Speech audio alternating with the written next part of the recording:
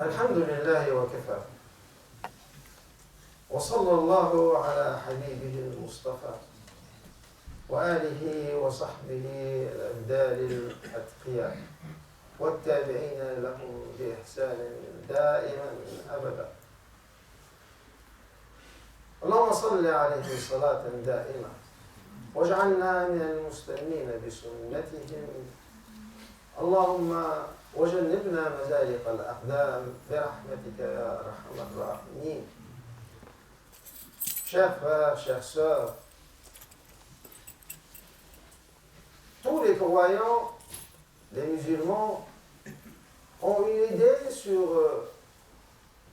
la répartition des responsabilités au sein de la communauté et au sein de la famille, qui est le noyau de base de la société. Cette répartition, malheureusement, se voit très mal comprise. Et le résultat, c'est ce qu'on m'a rapporté dernièrement, qu'il y a un mal qui sévit avec un rythme recrudescent qui s'appelle la dislocation des familles, la séparation du couple, le divorce. C'est un grand mal qui peut être considéré comme l'une des plus grandes offenses envers notre religion. Parce que quand on donne cette impression aux autres que cette famille musulmane n'est pas plus solide que les autres familles, et que le mal qui a frappé la famille en général, dans le cadre de la société matérialiste et capitaliste, il a frappé lui aussi la famille musulmane, et même d'une façon plus sensible, parce que généralement ils sont moins dotés, donc les problèmes apparaissent d'une façon plus flagrante et plus douloureuse au niveau des familles musulmanes. Alors, c'est vraiment une atteinte dangereuse à l'image de marque. D'ailleurs, c'est l'image de marque la plus importante que les musulmans ont toujours véhiculée de leur religion. C'est que cette religion procure à celui qui l'intègre, elle lui procure toutes les garanties de stabilité, que ce soit individuelle que familiale. Alors, nous voyons que des familles, de la façon la plus simple du monde, un couple qui a des enfants, même, explose de la façon la plus simple du monde. Et ils sont tous les deux, le mal c'est ça, ils sont tous les deux d'accord pour aller chacun refaire une autre vie sans se soucier des enfants qu'ils vont laisser, et par la suite, ça sera vraiment un grand défi pour la société de réparer ce gâchis. Alors, la question qui se pose, pourquoi on est arrivé là? Pourquoi nous y sommes? En réalité, à première vue, ça semble une incompréhension, une image complètement écornée qu'on s'est fait du statut de la femme en islam. Ce qui, par la suite, va donner à l'ensemble une série de déceptions. Et ce sont ces déceptions-là qui vont, par la suite, entraîner une dislocation de ce noyau sacré de la société musulmane. Alors, quelle est la source de cette image écornée? Il y en a plusieurs en réalité, mais je vais commencer par lever l'équivoque autour d'un verset coranique autour d'une règle qu'on attribue à l'islam, et qui, dans bien de cas, dans plusieurs cas, peut-être c'est la majorité, je n'ai pas fait de recensement, ce sera une bonne œuvre d'un sociologue musulman de voir réellement qu'est-ce que ça représente comme pourcentage. Mais voilà, on m'a dit que pour la plupart des cas, c'est la première source de la discorde à l'intérieur de la famille. C'est-à-dire la conception de la direction de la famille, de la responsabilité au sein de la famille. Qui est-ce qui est le responsable de la famille? Alors, on a une idée, surtout les frères qui ne sont pas arabisants, n'ont pas l'occasion de lire les études approfondies en arabe, surtout, qui ont été écrites dans ce domaine, et ils se contentent de consulter certains muftis qui leur donnent des fatwas toutes prêtes, qui ne sont pas, dans bien de cas, adaptés à la situation en question. Alors, on considère que, d'une façon absolue, c'est l'homme qui doit gouverner à la famille, dans la famille. C'est lui le directeur, c'est lui qui est le responsable absolu. Et on attribue ça même à Dieu. Parce que on attribue ça à un verset coranique qui, dit-on, est clair et net. Qui dit, les hommes sont les responsables envers les femmes. Alors, mais ces gens qui s'adossent sur cet argumentaire et prétendent que le Coran stipule clairement cette responsabilité absolue, il oublie que ce verset coranique il continue, il ne s'arrête pas là. C'est comme si on s'est arrêté sur le verset, la moitié du verset qui dit « Gare à ceux qui font la prière ». Par la suite, il y a une continuation.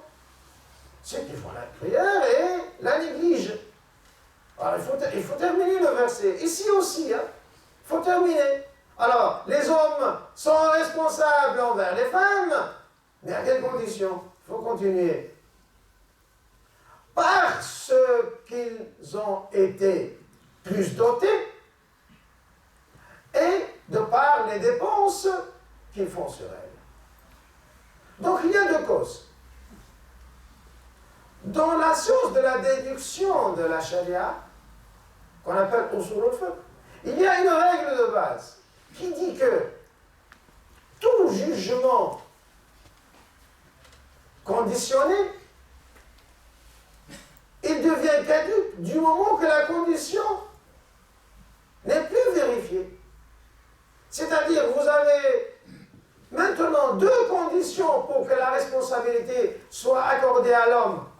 La première condition, qu'il soit favorisé sur le plan physique et financier, donc c'est lui qui est scientifique, c'est lui qui a fait plus d'études, c'est lui qui a plus d'expérience, et c'est lui qui est physiquement plus apte à défendre la famille. Parce que Al-Khawam en arabe, ça veut dire, entre autres, la défense. Ce n'est pas la responsabilité au sens administratif. Alors, si par contre on a le contraire, un homme malade et une femme karatéka, par exemple, ce n'est pas lui qui va la défendre, c'est plutôt le contraire. Regardez donc. Et de l'autre côté, si l'homme ne travaille pas et c'est la femme qui travaille, ou alors tous les deux travaillent et tous les deux ils dépensent, il n'y a aucune raison pour que l'homme dise que c'est moi qui dépense. Mais si elle accepte qu'il dépense lui et elle garde son argent, ce qui est prévu par la législation, alors là c'est un autre cas de figure. C'est elle qui a choisi d'être subordonnée à l'homme et elle lui procure la direction en contrepartie de préserver sa fortune pour elle. Là c'est un choix qu'elle fait elle-même. Mais du moment que tous les deux dépensent, et il n'y a plus ce concept de favorisation physique ou intellectuelle, le principe de la responsabilité par défaut tombe. Ça, c'est une question fondamentale que tous les musulmans doivent comprendre, parce que, effectivement, c'est à partir de cette conception erronée de la relation homme-femme dans la famille qu'on peut avoir une multitude de malentendus, une multitude de vexations, de frustrations, et par la suite, un jour ou l'autre, la femme peut se voir lésée par ce mariage injuste à ses yeux, et finalement, il n'y a pas plus simple que de demander le divorce, surtout lorsqu'elle est financièrement indépendante. Alors, du moins quand on corrige cette conception de la famille, on peut arrêter ce genre de destruction de la famille, parce qu'il y en a d'autres qui ont d'autres sources que ça, bien sûr. Mais au moins, il y a une partie, peut-être c'est la partie la plus grande, c'est aux statisticiens de vérifier ça, aux sociologues de vérifier ça, mais au moins une partie de ce gâchis-là, elle doit être prémunie par une correction de notre vision de la famille et de la relation homme-femme à l'intérieur de la famille. Alors, tout cela, il doit partir d'une conception globale sous le signe de la sagesse et sous le signe de la favorisation et de la faveur divine. Le verset qui institue les différences de faveur divine et le fait que notre vie ci-bas, où nous avons des faveurs différentes, est une préparation pour l'au-delà, où les faveurs seront encore plus grandes et les différences encore plus sensibles parce qu'on a travaillé de manière différente. C'est le verset 21 de Surat Al-Isra qui se trouve au beau milieu des 30 versets auxquels j'ai fait allusion l'autre fois, les 30 versets de la hikmah inscrits dans le Coran. Et chaque fois, Inch'Allah, on va essayer de rappeler quelques éléments de cette grande hikmah coranique.